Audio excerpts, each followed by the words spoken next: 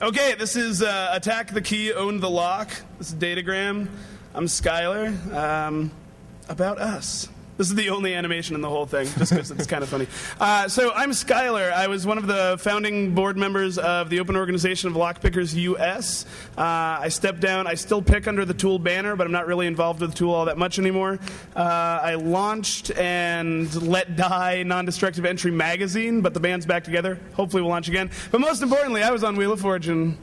And we got to talk about Locksport. I'll put a link to the clip some other time. Okay. Hi, I'm DG. I'm a part-time forensic locksmith, full-time douchebag. I haven't been on any game shows, and I run a few lock websites that apparently the front row says suck, but you'll catch them at the end. Yeah, we'll get those in the resources. Okay, go for it. Does everybody know how locks work? Or, you came to a lock talk. We're hoping that you know how locks work. Show of hands, how many people don't know how locks work? It's okay if you don't. We'll do a brief overview. Okay. Oh, like 2, 3... All right, we'll do a really brief overview. Okay, here we go. Okay, the red pin is the key pin. The blue pin is the driver pin. There are typically 5 or 6 sets of these pins in a line in a lock. We call them key pin and driver instead of top and bottom because they're mounted upside down in other countries. So no confusion. You can see that the driver pin right now is blocking what we call the shear line. That's the line between the Bible of the lock, the round part, and the, no, I'm a liar. The plug of the lock is the round part, and the Bible of the lock is the part that contains the driver and the spring. So the key pins are of different lengths. They correspond to different cuts of the key. When the key is in the lock, the top of the key pins will be raised to the shear line. The bottom of the driver pins will be sitting at the shear line, and the whole system can turn freely. Thank you very much to Deviant for these wonderful animations. Yeah. Big thanks to Deviant for these great animations. Always, always. That's how a lock works. I know we sped through that, but we have a lot of cooler stuff to talk about. Okay, so in a lock, we have two kinds of security. You have the lock itself, but you also have keys. You can think of it similar to cryptography and a lot of digital stuff where you could always do this really crazy stuff to break the system itself, like the crypto system itself, but you could also steal keys, modify keys, do other interesting attacks. And so a lot of the talks at DEF CON and a lot of other conferences are about ways to pick locks and open locks, but we never really get into this issue of key control and what can we do with modified keys. Now, obviously, nothing in this talk we're going to talk about using the working key, because that's kind of obvious that the working key opens the lock. Yeah, the best lock pick is the functional key for the lock. Yeah. So if we can do attacks with keys, then how do we prevent people from doing this or try and limit it? So higher security locks will have the blank distribution or availability will be limited. And getting the actual blanks or the locks themselves or the keyway profile, the cuts on the side, that may be limited as well. Key control is also very important to prevent just casual duplication, which is just going into a hardware store and getting a key duplicated. If you've ever had a better than shitty lock, you've probably had a problem like finding somebody to copy it. And simulation is when we don't need per se the key blank, because all keys are a piece of steel arranged in a pattern. So simulating that is easy on a lot of locks, even some of the higher end locks. And so simulating a key is important in security. If we could build a key that's very hard to simulate, either because of the shape of it, the type of cuts, or some have moving elements, and interactive elements. We'll get into it a bit later.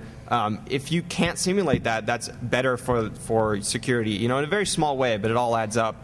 At the end of the day. Everything we're going to show you today is based on key-based attacks, so yeah, it can be really important to keep us from getting access to one. Okay.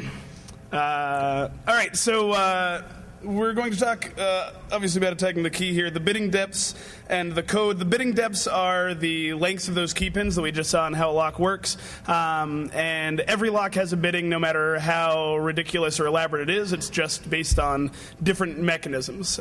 So pins, tumblers, et cetera, et cetera.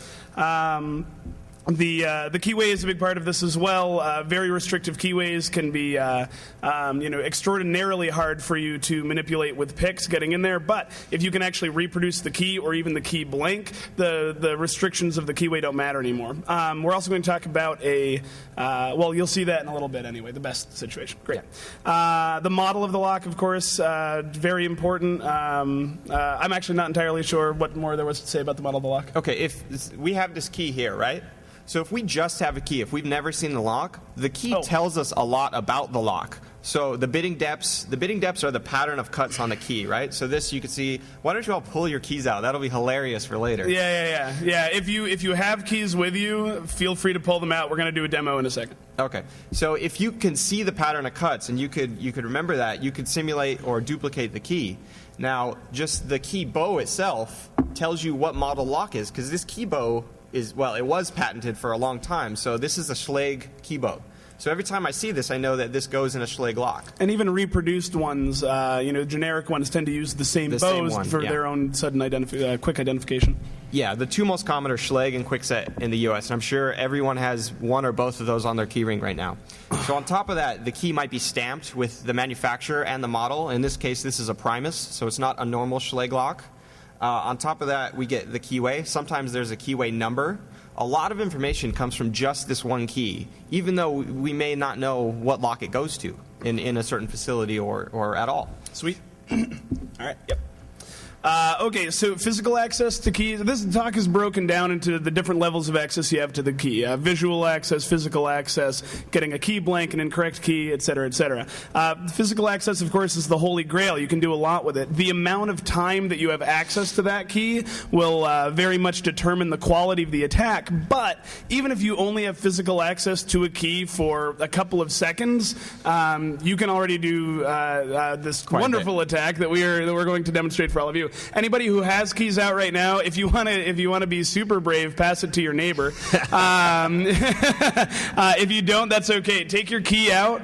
The soft skin of the inside of your wrist, supple skin. I moisturize, so this goes better. And really just press the key in there.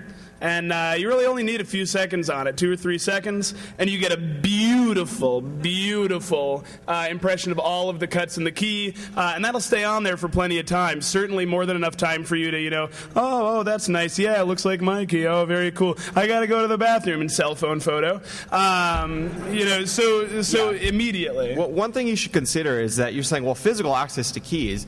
All of you, especially if you work in IT, you've been on site somewhere, you've been a job. You may not have the key all the time, but people are just like, you're like, hey, I need to get into that room. And they're like, well, here's the key. Just give it back to me real quick. So the security lies in them getting it back. But they have no idea what you might have done with it while you had it. And again, this is very common, even in higher security situations. You even get the sidebar pins. I'm sorry, I've never done a Primus before. I get the high security part too. This is beautiful. Sorry, this is awesome. You keep going. Just consider that. Now I forgot. Yeah. Even temporary access. You'll get temporary access to people's keys all the time if you really pay attention to it. Yeah. And it's convenient. Yeah. Again, security versus convenience. Everybody chooses convenience, especially with locks and keys. Absolutely. Sweet. Okay, so direct measurement. If you have access to the key for a little bit longer, with these key gauges that we have pictured here, this one looks like, I'm trying to figure out what ones. Well, it's got 3 different locking systems on there, 3 different key types on there with their exact cut depths. And with one of these, you can very quickly just shink it right through each one of the cuts and very quickly figure out what the actual numbered bidding is. Because each of those key pins actually have a number associated with them. You know that code. You can walk into a hardware store and say, hey, I need da-da-da-da-da cut. And they'll cut you a key that'll work forever for you. You just need that numbered code.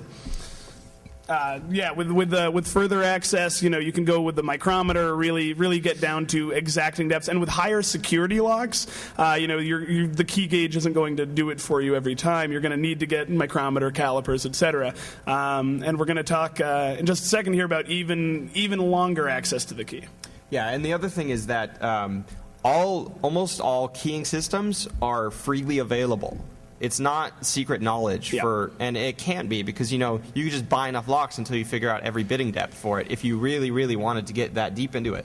But all of this stuff is available online. All of these depths, like I can tell you, I'm pretty sure the top is Schlage and the second one is Kwikset and so on and so forth, or the bottom one's Kwikset. But, I'm sorry? Okay, Boom, it's thank you. It's the best system. It's the best series. We're retarded. He's retarded. And shit-faced. Excellent. So, longer access to the key. So if you want to take a very good impression, with your wrist, you're basically restricted to either sight reading by just looking at it or quickly measuring it. If you have longer access, you can create an impression with which you can cast a working key. Now, it doesn't work for some higher security locks that have advanced features, but as you'll see next, it works for some very, very, very good locks. So this is just a simple 2-part putty, and you just rub it together, you put the key in, and then you let it dry, and you take the key off. And then with this, obviously this isn't very good and it's only one-sided, but you can do full 3D stuff, and it's very easy. How long does that take? To harden, only about 3 or 4 minutes. Oh, not bad. Not very long. With something like this, especially not very long, something that's more complicated, you might want to leave longer just to make sure you get it. But it is very quick, and this is, once this dries, it's actually pretty rubbery, so you can just pull the key out. And the impression will be fine. So it even works on very secure locks. This is a EVA 3KS lock, and you can see there's all these little squiggles. And in the key, these are laser track, little laser tracks. And so we could cast a key off this, even though this is a very, very nice lock. And you see, we even get additional stuff, like I'm pointing on the screen like you guys can see it. But on the left, we have that big bump. That's when you turn the key, little pieces come in to hold the key in place while it's turned. And then on the top and the bottom, you can't quite see it because it's a full 3D, but there's a profile on the top and bottom, which we'll talk about key profiles later. The next one is your. Yeah, and this is one of the best, reputed as one of the best locks in the world. This is an Abloy ProTech, and even it has a restricted keyway. I would still say it's one of the best. It's probably one of the best mechanical locks in the world. But you can easily 3D impression a key, and the bottom is a casted key. So we took a 3D impression, and then we casted it with just it's just like very hard.